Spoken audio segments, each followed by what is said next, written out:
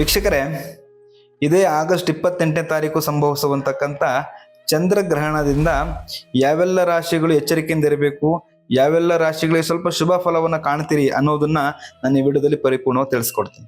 ಅದಕ್ಕೂ ಮುಂಚೆ ನಮ್ಮ ಪೇಜ್ನ ಲೈಕ್ ಮಾಡಿ, ಫಾಲೋ ಮಾಡಿ, ಆದಷ್ಟು ಈ ವಿಡಿಯೋನ ಶೇರ್ ಮಾಡಿ.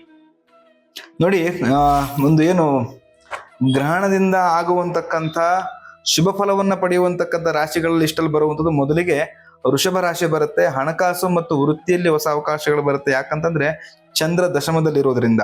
ಇನ್ನು ಕಟಕ ರಾಶಿ ಅಂತ ಬಂದಾಗ ಕುಟುಂಬ ಮತ್ತು ವೈಯಕ್ತಿಕ ಜೀವನದಲ್ಲಿ ಉತ್ತಮ ಬೆಳವಣಿಗೆ, ಯಾಕಂದ್ರೆ ಗುರು ಇರೋದ್ರಿಂದ, ಕಟಕ ರಾಶಿಯಲ್ಲಿ ಉಚ್ಚನಾಗಿ ಗುರು ಇರೋದ್ರಿಂದ ಅದು ಚಂದ್ರ ರಾಶಿ ಆಗಿರುವಂಥದ್ದು. ನಂತರವಾಗಿ ತುಲಾ ರಾಶಿಗೆ ಉದ್ಯೋಗ ಮತ್ತು ವ್ಯವಹಾರದಲ್ಲಿ ಹೊಸ ಸಂಪರ್ಕಗಳು ಬರುವಂತಕ್ಕಂಥದ್ದು ಇರುತ್ತೆ, ಯಾಕಂದ್ರೆ 5ನೇ ಮನೆಯಲ್ಲಿದ್ದಾನೆ ಚಂದ್ರ ತುಲಾ ರಾಶಿಗೆ. ನಂತರ ಧನಸ್ಸು ರಾಶಿಯವರಿಗೆ ದೂರ ಪ್ರಯಾಣ, ಶಿಕ್ಷಣ ಮತ್ತು ವೃತ್ತಿಯಲ್ಲಿ ಪ್ರಗತಿ ಆಗುವಂತಕ್ಕಂಥ ಅವಕಾಶಗಳು ದೊರೆಯುವಂಥದ್ದಿರುತ್ತೆ. ಇನ್ನು ಕುಂಭರಾಶಿ ಅಂತ ಬಂದಾಗ ಆರ್ಥಿಕ ವಿಚಾರಗಳಲ್ಲಿ ಹೊಸ ದಾರಿಗಳನ್ನ ನೀವು ಕಂಡುಕೊಳ್ತಾ ಹೋಗ್ತೀರಿ. ಚಂದ್ರ ಲಗ್ನದಲ್ಲಿದ್ದಾನೆ ಆ ಒಂದು ದಿನಾಂಕದಂದು.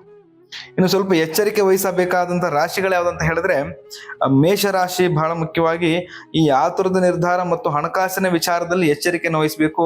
ಯಾಕಂದ್ರೆ ರಾಶ್ಯಾಧಿಪತಿ ಬಂದು ಚಂದ್ರ ರಾಶಿಯಲ್ಲಿ ಇರುವಂತದ್ದು, ಅದರಲ್ಲೂ ಕೂಡ ನೀಚನಾಗ್ತಾನೆ. ಹಾಗಾಗಿ ಇದ್ರ ಮೇಲೆ ಸ್ವಲ್ಪ ನೀವು ಗಮನವನ್ನು ಕೊಡಬೇಕಾಗ್ತಕ್ಕಂಥದ್ದು. ಮತ್ತೆ ಮಿಥುನ ರಾಶಿ ಅಂತ ಬಂದಾಗ ಮಾತಿನ ಕಾರಣದಿಂದ ಸಂಬಂಧಗಳಲ್ಲಿ ಸಮಸ್ಯೆ ಆಗದಂತೆ ನೋಡ್ಕೊಳ್ಳುವಂತಕ್ಕಂಥ ಮೇನ್ ಜವಾಬ್ದಾರಿ ನಿಮ್ದಾಗಿರುತ್ತೆ. ಇನ್ನು ಕನ್ಯಾ ರಾಶಿ ಅಂತ ಬಂದ್ರೆ ವೀಕ್ಷಕರೇ, ಆರೋಗ್ಯ ಮತ್ತು ಮಾನಸಿಕ ಒತ್ತಡದ ಬಗ್ಗೆ ಹೆಚ್ಚು ಗಮನ ಕೊಡಬೇಕಾಗುತ್ತೆ. ಯಾಕಂದ್ರೆ 2 ರೀಸನ್ ಇಂದಾಗಿ, ಒಂದು ವ್ಯಯದಲ್ಲಿ ಕೇತು ಇರುವಂತದ್ದು ಮತ್ತು 6ನೇ ಮನೆಯಲ್ಲಿ ಚಂದ್ರ ಇರುವಂತದ್ದು. ಈ 2 ಗ್ರಹಗಳ ಸಮಾಗಮ ಈ ಒಂದು ನೆಗೆಟಿವ್ ಎನರ್ಜಿಯನ್ನು ಕೊಡುವಂತಕ್ಕಂಥ ಸಂಭವ ಇರುತ್ತೆ. ಇನ್ನು ವೃಶ್ಚಿಕ ರಾಶಿ ಅಂತ ಬಂದಾಗ ಕುಟುಂಬ ಮತ್ತು ಸಂಬಂಧಗಳಲ್ಲಿ ಅನಗತ್ಯವಾಗಿರ್ತಕ್ಕಂಥ ವಾದಗಳು, ಅನಗತ್ಯವಾಗಿರ್ತಕ್ಕಂಥ ಚರ್ಚೆಗಳು, ಅನ್ನೆಸೆಸರಿ ಥಾಟ್ಗಳನ್ನ ನೀವು ಅಲ್ಲಿ ಹೇರುವಂಥದ್ದಾಗಿರ್ಬೋದು, ಮಾತಾಡುವಂಥದ್ದನ್ನ ಕಂಟ್ರೋಲ್ ಅಲ್ಲಿ ಇಟ್ಕೊಳ್ಬೇಕಾಗ್ತಕ್ಕಂಥದ್ದು.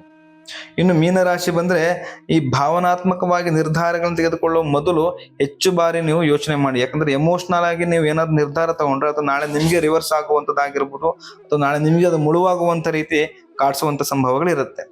ಇದಾಗಿತ್ತು ಚಂದ್ರಗ್ರಹಣದಿಂದ ಕೆಲವೊಂದಿಷ್ಟು ರಾಶಿಗಳಿಗೆ ಶುಭ ಫಲಗಳಿದೆ, ಕೆಲವೊಂದು ರಾಶಿಗಳಿಗೆ ಅಶುಭ ಫಲ ಅಂತ ಹೇಳಲಿಕ್ಕೆ ಬರೋದಿಲ್ಲ.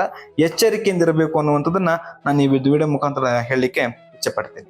ಈ ವಿಡಿಯೋ ನಿಮಗೆ ಇಷ್ಟ ಆಗಿ ಅಂತ ನಾನು ಭಾವಿಸ್ತಾ ಇದ್ದೇನೆ. ಸರ್ವೇ ಜನ ಸುಖಿನೋ ಭವಂತು. ಧನ್ಯವಾದಗಳು.